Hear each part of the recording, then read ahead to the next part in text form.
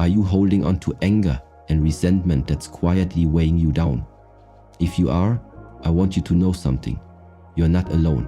Beneath the surface of almost every person you meet is a landscape of invisible wounds, silent burdens that don't bleed, but still ache.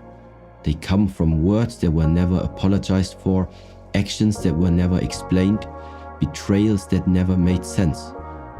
These wounds do not shout, they do not demand attention, but they shape us silently and continuously. And though we may walk forward, function, even thrive on the outside, behind the eyes is a story that feels unfinished, a loop that replays not because we enjoy remembering, but because we've never been taught how to release what lives in the background of our awareness. So let me ask you, what is that memory for you? Who do you think of when your body tightens unexpectedly, when the mind suddenly retreats inward? Whose name, when spoken aloud, stirs something sharp beneath your calm? Who do you avoid thinking about because the wound still pulses quietly beneath the surface? And more importantly, why are you still carrying it? There is a teaching in the Shaolin tradition. You cannot walk freely if your heart is full of chains. And resentment is one of the heaviest chains we wear. You see, resentment isn't just a passing thought. It is stored. It roots itself in the nervous system. It hardens the body. It occupies space in the mind.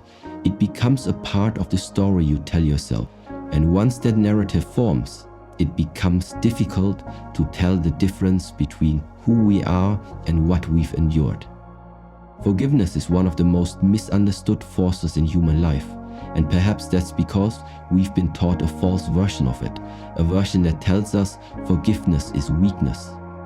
That to forgive means to say that what happened was acceptable, or that it didn't matter, or that we should simply forget and move on. But none of that is true. Forgiveness is not denial. Forgiveness is not permission. And forgiveness is not forgetting. Forgiveness is saying, I no longer wish to be bound to this moment in time. I no longer wish to hand over my peace to a memory that no longer serves me. Many people think that holding on to anger is a form of power, that it protects us, that if we let it go, we become vulnerable. But that is a trick of the ego. The truth is this: holding on to resentment does not protect you, it drains you. It binds your energy to the past, it clouds your perception, it erodes your inner calm. But what if your dignity, your true dignity, lies in? We carry so much pain for so long that we forget what it feels like to be light. We forget what it feels like to move through the day without a quiet burn in the heart, without quick flinching at reminders, without needing to armor ourselves emotionally every time we speak to certain people or enter certain places. And this is the hidden cost of unforgiveness. It becomes normal, it becomes background noise. And because it's familiar, we stop questioning its in our lives. The way we carry this pain is often unconscious. It shows up in the way we breathe, shallow, guarded. It shows up in the way we speak, with tones sharpened by memories. It shows up in how we trust, cautiously or not at all. The nervous system does not care about your logic. It remembers what hurt. And unless we release that memory from the body, it stays. Forgiveness then is not just an emotional decision. It is physical, it is energetic, it is cellular. Resentment, when left unexamined, turns into identity. It starts with "they hurt me" and eventually becomes "I was hurt," which then becomes "I am someone who gets hurt." And from there we live in defense of that identity. But who are you if not the story of your pain? Who might you be without that grudge, without that sorrow, without that narrative about how things were supposed to be? Shaolin wisdom teaches that discipline is not just about structure or practice, it is about freedom. And the greatest form of discipline is learning how to set yourself free from what you were never meant to carry forever. Resentment is a heavy practice. It takes energy to rehearse pain. It takes attention to keep the story alive. It takes strength to wear the armor every day. But forgiveness is the moment you realize your strength is no longer needed for protection. It is needed for release. So when you hear the word forgiveness, I invite you to look inward, not outward, not at the person who hurt you, not at the event itself, but at yourself, the self who still hurts, the self who still holds that one day this will resolve on its own. But healing is not passive. It doesn't happen with time alone. It happens with awareness, with intention, with a conscious choice to stop reliving what you already survived. Letting go doesn't mean you stop caring. It means you start caring more about your own peace than the outcome of a past that cannot be changed. It means choosing to nourish what is alive in you rather than what is broken in someone else.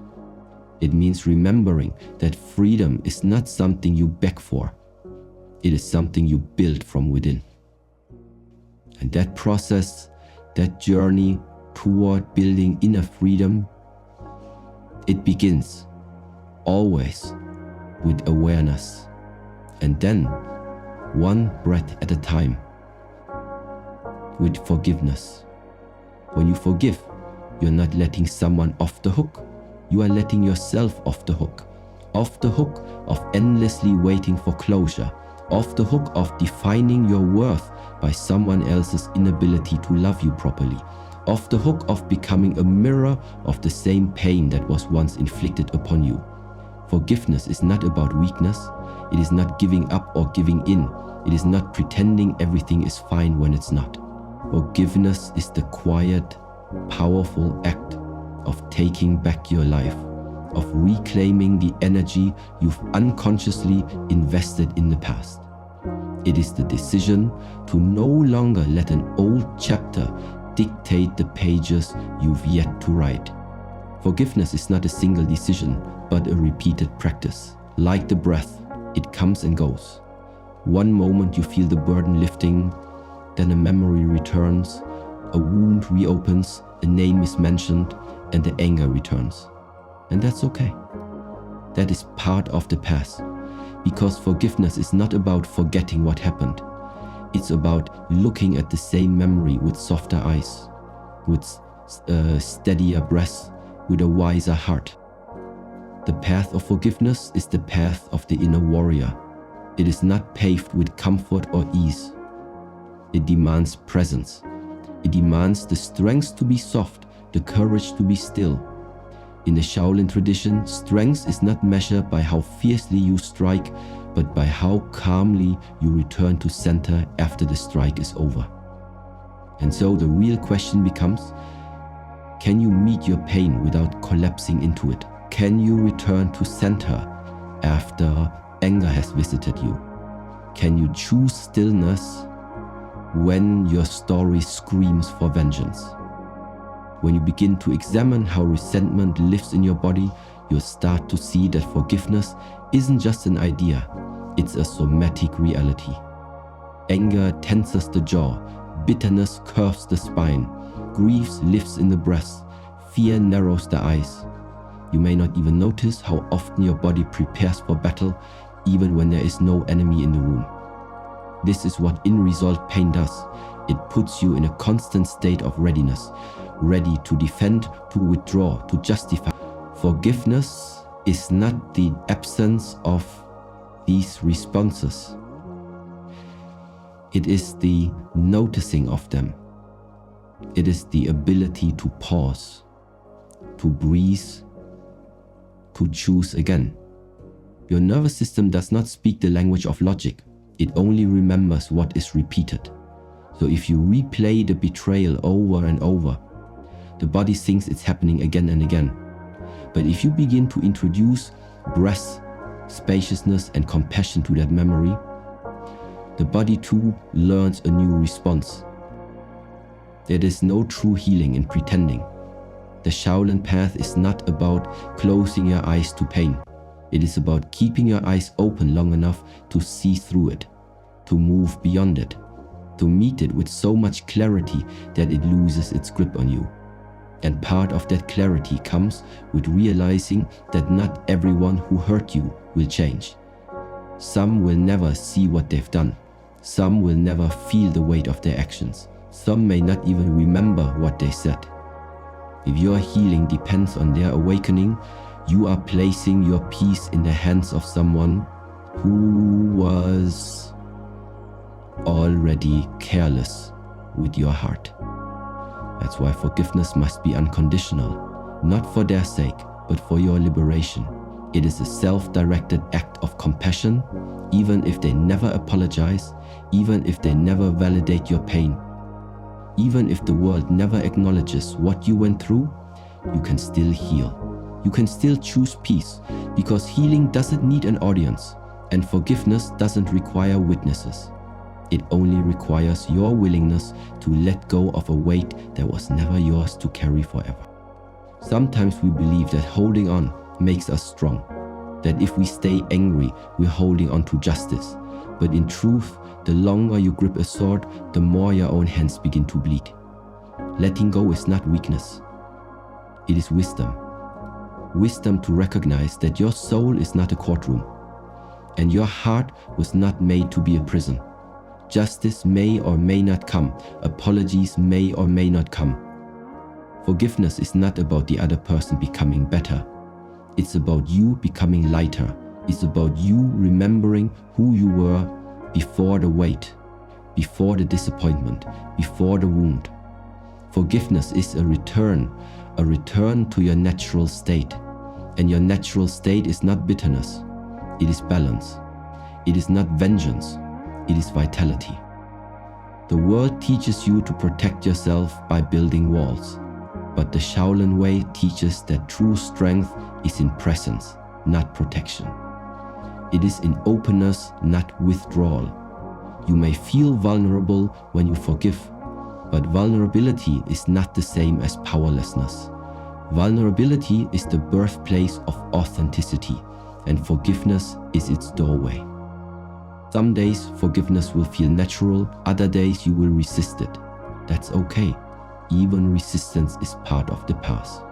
The key is to stay present with whatever arises, without judgment, to witness your own process, to offer compassion to your own resistance, to understand that every part of you is simply trying to protect you, even the parts that want to stay angry. And as you practice forgiveness, you may begin to notice subtle shifts. You'll speak more gently to yourself. You'll listen more patiently to others. You'll feel less triggered by what once consumed you. You'll no longer need to rehearse the story to validate your pain, because the pain, once seen and softened, begins to dissolve. Not by force, but by truth. Forgiveness is a sacred practice. Not once, not twice, but over and over, until the day comes when you think of them and feel nothing but breath. No tightening, no shame, no noise, just breath. That is when you know peace has returned, not through their change, but through your own. Because true strength is not in how tightly you hold on, and that softening, that return to who you were beneath the wound, begins most deeply when you turn inward, when you no longer look to the world for answers, but start looking within, when you no longer fight for peace, but make space for it, when you realize the most profound act of healing. And then there is the deeper work, the quiet work, the work that few speak about, yet every soul must eventually face. The work of forgiving yourself. Not in a casual, fleeting way, but deeply, deliberately, and with unwavering compassion. Because what do you do when the person who hurt you is you? Perhaps you didn't show up as your highest self. Perhaps you stayed silent when your voice was needed. Maybe you walked away too soon, or maybe you stayed too long in places that drained your spirit. Perhaps you made decisions from fear, from scarcity, from pain.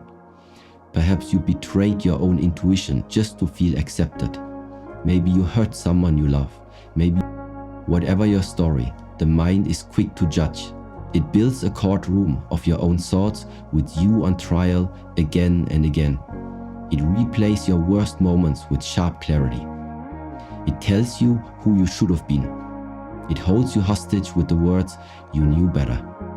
But the truth is, you didn't. Because if you truly knew better, with full awareness, full presence, full clarity, you would have done better.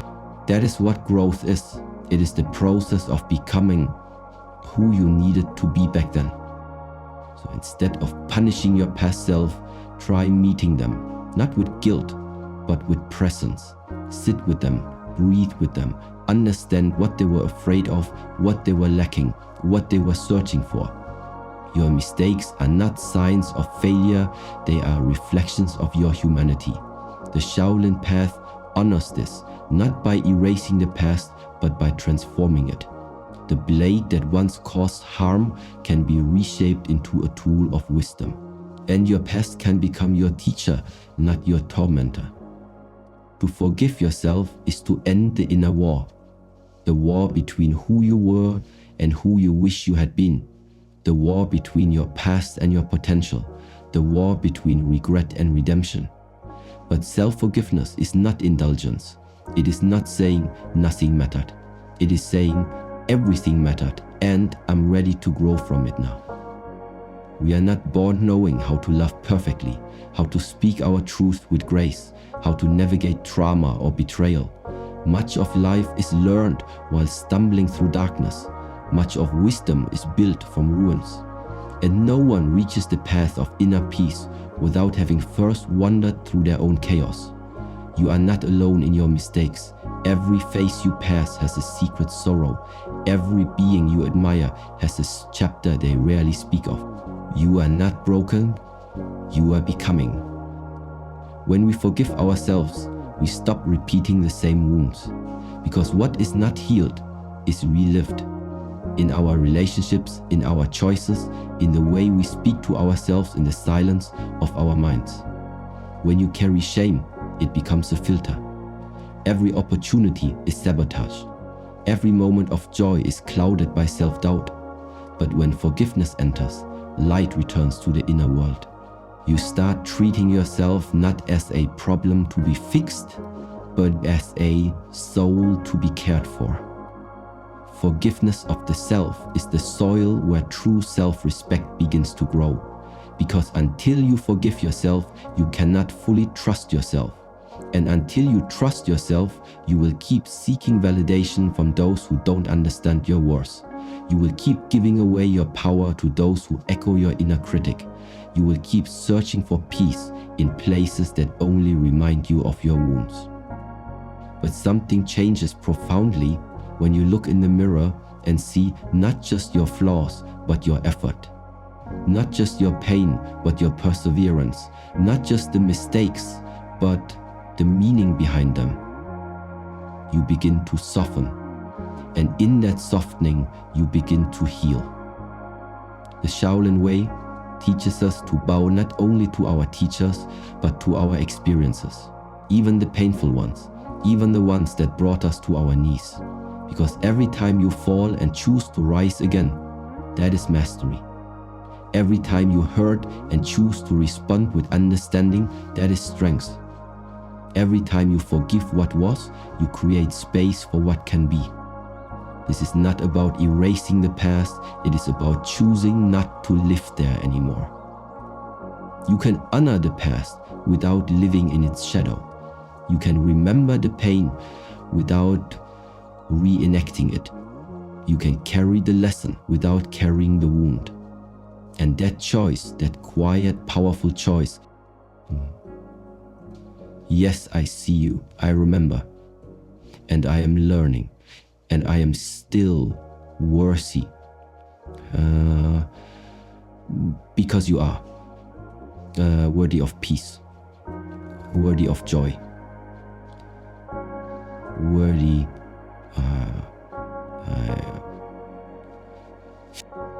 and when you hear the voice inside that says you should have known better, Answer it gently with this: I didn't. That is growth. That is evolution. That is the beauty of being human. We fall, we learn, we rise. And sometimes the greatest act of courage is not starting over with the world, but starting over with yourself, saying, I no longer wish to treat myself as an enemy, saying, I will not weaponize my past against my own future before I allow myself to heal. Because healing is an internal act. It does not depend on anyone else's understanding. It does not require the permission of those who misunderstood you. And it cannot wait for perfect circumstances. It begins now with rest, with presence, with a quiet decision to stop carrying a war that was never meant to last forever. So when your heart is heavy with memory, return to your breath, not to escape, but to return. Return to the version of yourself that was once whole. Return to the present moment that still welcomes you. Return to the inner sanctuary that has always been waiting for your forgiveness. Because in the end, forgiveness is not about rewriting the story. It is about releasing the hold that story has over your spirit. The pain may have shaped you, yes, but it does not define you.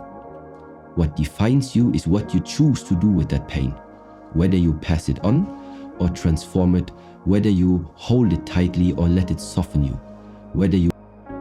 The Shaolin path teaches that true mastery is not in controlling the world, but in liberating the self. And forgiveness is self-liberation. So today I invite you not to rush, not to force, but to begin. Begin the practice of releasing. Begin the habit of softening. Begin the journey of unchaining yourself from the past. Not all at once, but breath by breath. Start with one memory, one name, one version of yourself that still aches. Sit with it, breathe with it, and gently say, I forgive, I release, I return to peace. And when the old stories return, as they sometimes will, you be ready. Not with anger, not with shame, but with stillness. Because healing is not about forgetting, it's about remembering who you are. Because healing is not about forgetting, it's about you are the breath that moves beyond it. You are not broken, you are becoming whole again. And that is the power of forgiveness. Now go gently, walk lighter, breathe deeper, and carry peace wherever you go.